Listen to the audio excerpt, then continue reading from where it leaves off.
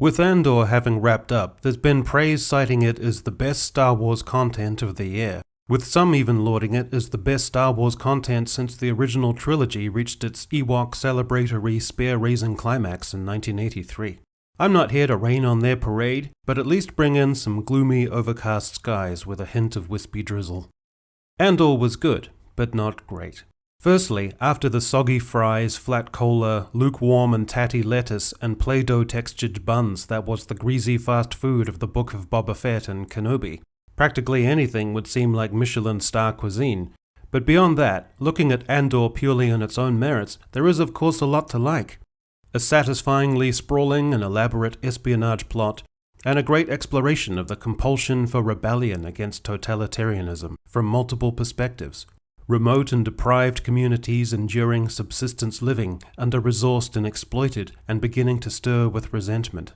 To the highest echelons of power and class, where the privileged, with connections and resources within the system, collude in secrecy to foment a coup or draw together strands of resistance.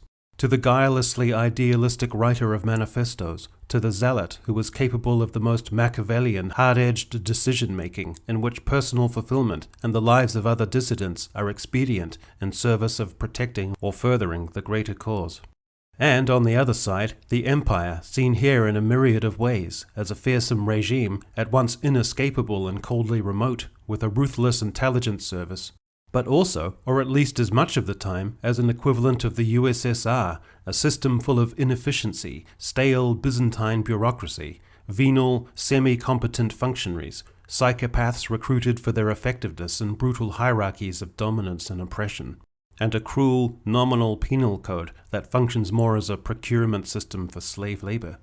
In addition to all this, all the other pieces are there. A great cast, discernible character arcs, interconnected relationships, sharp and economical dialogue, including some excellent monologues, good action set pieces, a memorable score, a variety of locations, clearly defined and relatable motivations, complex decisions and sacrifices, with distressing consequences and implications, and even an endearing robot. So why not extol this show as something truly special? At the heart of the problem is the principal writer, Tony Gilroy. He wrote the screenplays for The Bourne Identity, The Bourne Supremacy, and The Bourne Ultimatum, and wrote and directed the next installment of the Bourne series, The Bourne Legacy. Gilroy then wrote and directed spy thriller Michael Clayton and the romantic comedy spy film Duplicity. What do you think of when you think of those films? In particular, what do you think of when you think of the Bourne trilogy? If you're anything like me, your associations are that they are competent, they are sophisticated, they are extremely well made, they function extremely well as examples of the spy thriller genre, but you didn't feel any particular connection to them. You appreciated and admired them, but you didn't love them.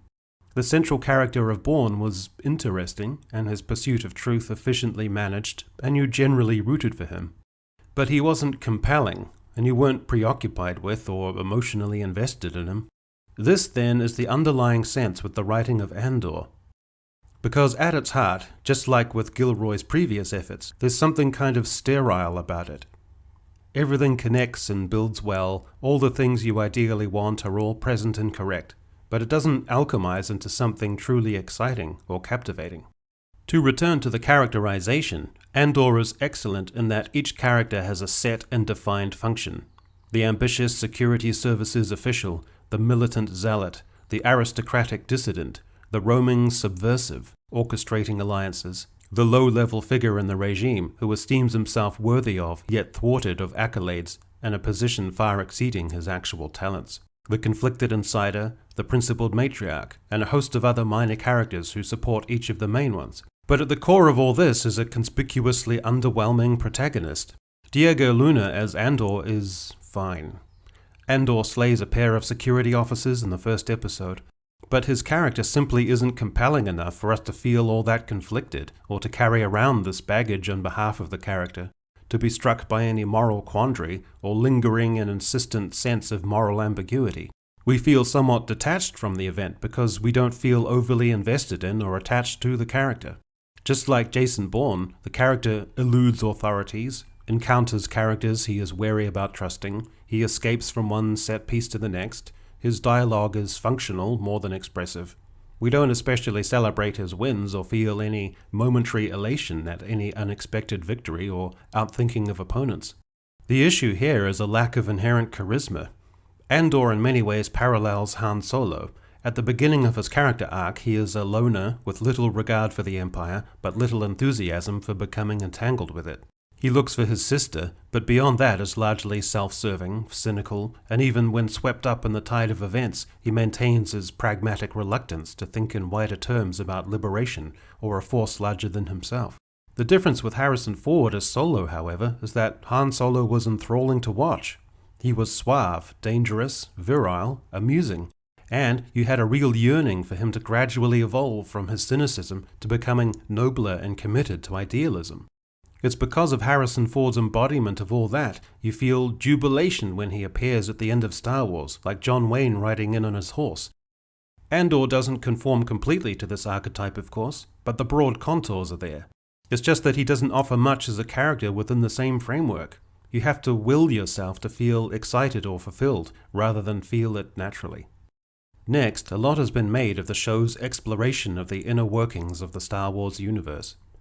I've heard commentary along the lines of, I like the big operatic spectacle in the films, and the opportunity to explore the minutiae of various societies and cultures and planets in this show. The idea here is that there's something sophisticated about such focus. Scenes of humdrum apartment blocks, causeways, scrapyards, atriums, workspaces, civil administration, infrastructure, public transport systems, and an overall somewhat bleak realism. Is this really the case, though, in your heart of hearts? When I'm watching Star Trek The Wrath of Khan or The Search for Spock, I don't have a great hankering to see the inner structures and accommodation of space dock, or spend much time within Starfleet Academy, or explore far-flung civic or suburban areas of Earth or any other planet. One of the principal draws of Star Wars was always the absences, the things left to the imagination, the things tantalizingly implied. You didn't need to see the spice mines of Kessel, it was enough to imagine it. You didn't need to see the Clone Wars or see a gun guard to gauge whether you could tear the arms off it, and for that matter, you didn't need to see Botham Spies. These illusions and elisions from the original trilogy were a part of the magic. Star Wars wasn't designed or intended, and in my view isn't overly suited to a deep in-the-weeds, overly specific, grounded realism. The other issue with such realism is you have to stick with it, which means any plot contrivances glaringly stick out. During the early episodes, when Andor is trying to escape, the dozen vast metal scrap objects swaying from chains near the ceiling was kind of goofy and lame. And in the episode of Marva's funeral, you have the almost silly plot contrivance of having practically every principal character across 1 billion miles of space in totally different contexts, all converging at the same time within a 50-meter radius. Andor is the best Star Wars content Disney has produced, and when you get down to it, I'd rather watch it than any films from the prequel and sequel trilogies, and there are a couple dozen scenes at least I'd happily put up there with anything from the OT. I really liked it. But it didn't linger wistfully in the imagination or fill me with suspense. It wasn't beguiling or charming. It was a rewarding watch that eased a built-up yearning for a more mature Star Wars show. And you know, that's kind of the extent of it. And that's okay.